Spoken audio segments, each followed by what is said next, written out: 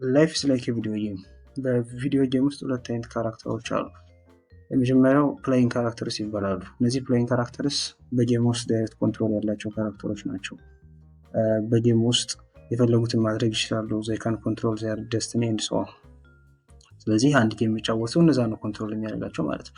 ሁለተኛ ደግሞ ነን ፕሌይንግ ካራክተርስ የሚባሉ ካራክተሮች አሉ። እነዚህ ኤንፒሲሲ ወይም ነን ፕሌይንግ ካራክተርስ የሚባሉት ፕሮግራመሩ አሳይን ያደረጋቸውን ታስክ ብቻ የሚሰሩ በፕሮግራመሩ በጎ ፈቃድ ብቻ ከዛ ጌም ውስጥ የተገኙ ካራክተሮች ናቸው። ህይወታቸው ውስጥ ምንም አይነት ኮንትሮል የላቸውም። ህይወታቸውን የመቀየር ምንም አይነት ቴንደንሲ የጌም ህይወታቸውን የመቀየር ምንም አይነት ቴንደንሲ የሌላቸው ካራክተሮች ናቸው ማለት ነው። በህይወት ውስጥም ተመሳሳይ ኮንዲሽን ነው ያለው። ዜር አር ፕሌይንግ ካራክተርስ ኦፍ ዘ ላይፍ ኤንድ ነን ፕሌይንግ ካራክተርስ ኦፍ ላይፍ አሉ።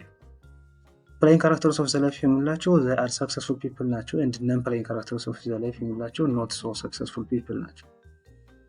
እነዚህ ሰዎች የሚለያቸው ምንድን ነው ስንል ኢትስ ኖት አይኪው አይደለም። ምክንያቱም ብዙ ኢንተለጀንት የሆኑ ሰዎች አሉ። እነዛ ሰዎች ግን ሰክሰስፉል አይደለም። ላክ አይደለም ወይም ታለንት አይደለም። እነዚህን ሰዎች የሚለያቸው ሜን ካራክተር ኤነርጂ ወይም ደግሞ ኤጀንሲ የሚባለው ኮንሰፕት ነው። ኦፖርቹኒቲዎች ላይ አክት ማድረግ መቻል የሚለው ትልቅ ኮንሰፕት ነው። ይህ ኤጀንሲ ይባላል።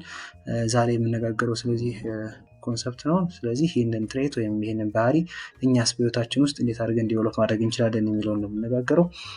ለቻናሉ አዲስ የሆናችሁ ብስራት እባላለሁ። 4ኛ ዓመት የህክምና ተማሪ ዲያቆን እንዲሁም ፊትነስ ኢንቱዚያስት ነኝ። እስከ ቪዲዮ መጨረሻ ድረስ አብራችሁ ይቆዩ።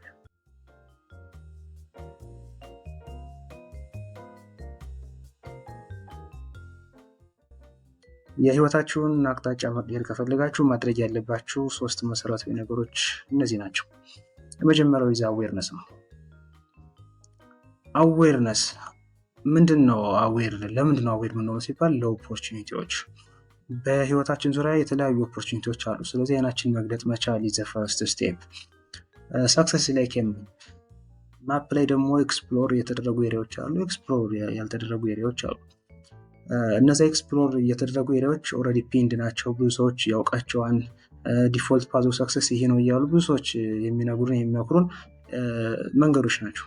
እኛ ግን ኦፖርቹኒቲዎችን አዌር መሆን ማለት እነዛ ዲፎልት ፓዝ መከተል ማለት ሳይሆን አዳዲስ ኤክስፕሎር ያልተደረጉ ኦፖርቹኒቲዎችን ማየት መቻል ማለት ነው። ሁለተኛ ኦፖርቹኒቲዎችን አዌር ከሆነ ለምሳሌ አንድ ሰው ቢዝነስ መጀመር ፈልጎ ኦፖርቹኒቲዎችን አየ፣ አይኑን ገለጠ፣ በአካባቢ ያለውን ቢዝነስ አይዲያ አየ። ሁለተኛው ስቴፕ ምንድን ነው? አክሰስ ነው። አክሰሲንግ ዛት ኦፖርቹኒቲ። እንዴት አድርጎ ነው አክሰስ የሚያደርገው ስንል ምን ያስፈልገዋል?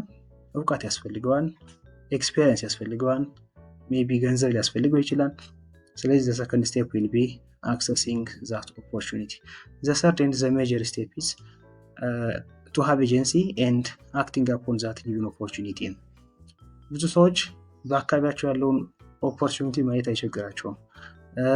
ያን ኦፖርቹኒቲ ደግሞ አክሰስ ማድረግ አይቸግራቸውም። ብዙ ሰዎች የሚቸግራቸው በዛ ኦፖርቹኒቲ ላይ አክት ማድረግ መቻል ነው። that's what we call agency ወይም main character energy የምንለው ነው። ይህ ትሬት ወይም ይህ ባህሪ ነው ሰክሰስፉል ሰዎችን from not so successful people የሚለያቸው። ስለዚህ አንድ ሰው ኤጀንሲ በህይወቱ ውስጥ ወይም በስኬት የሚባለው ኮንሰፕት ላይ ትልቅ ሮል እንዳለው ካወቀ ለምንድን ነው ሁሉ ሰው ኤጀንሲ የሌለው የሚለውን ነገር ስናይ ቢኮዝ ኦፍ ለርንድ ሄልፕለስነስ የሚባለው አይዲያ ምክንያት ነው። ይሄ ለርንድ ሄልፕለስነስ ምንድን መሰላችሁ? በህይወታችን የምናደርገው ነገር ወይም የኛ አክሽን ለህይወታችን ወይም በአውትካሙ ላይ ምንም አይነት ኢምፓክት የለውም ብሎ ማመን ነው። የት ይመጣል ስንለው ለርንድ ነው ሞስትሊ። ምክንያቱም አሁን ከቤተሰቦቻችን ሊሆን ይችላል፣ ካየነው ሰው ሊሆን ይችላል። ያንን ሄልፕለስነስ ለርን እናደርገዋለን። ስለዚህ ያን ነገር ከመቀየር ይልቅ ዊል ሲት ኤንድ ሰፈር ማለት ነው።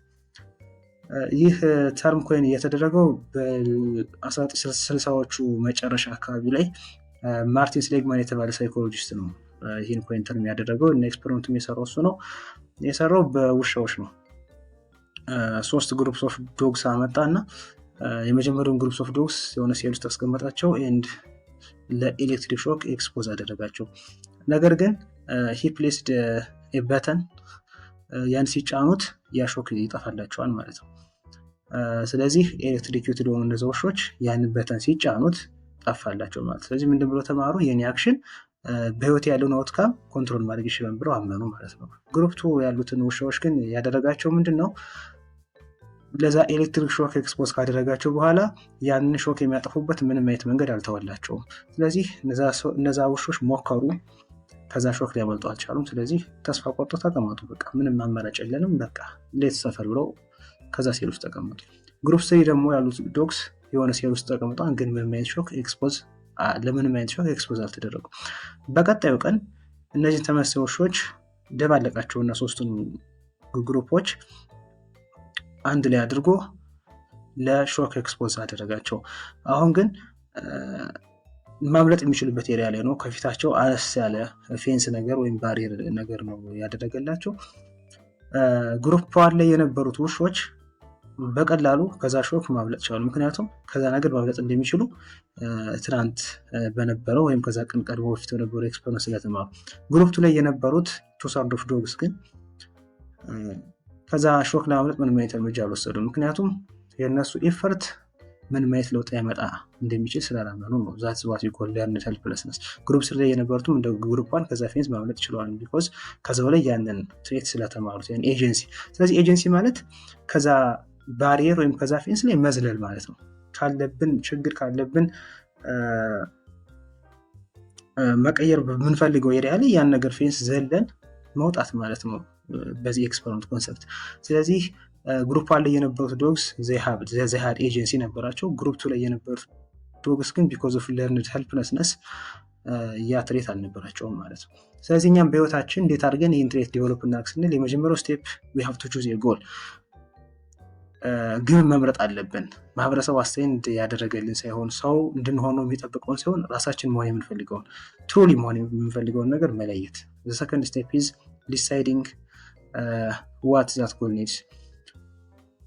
ምንድን ነው የሚያስፈልገኝ ነገር ያለ ማሳካት፣ ምንድን ነው ሳክሪፋይስ ማድረግ ያለብኝ የሚለውን ነገር መለየት ነው። the third step is and the most important step is acting according to that goal and plan። አክት ማድረግ ነው። this is the major step for agency። ስለዚህ ኤጀንሲ ማለት the subject of your life መሆን not the object።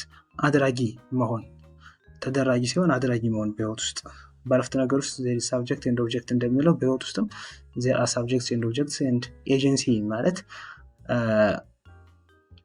በህይወት ውስጥ ሳብጀክት መሆን፣ የራሳችንን ህይወት ራሳችን ማኔጅ ማድረግ መቻል የሚለውን ኮንሰፕት ነው ዛሬ ያወራንበት። ቪዲዮ እስከ መጨረሻው ስለተከታተላችሁ አመሰግናለሁ።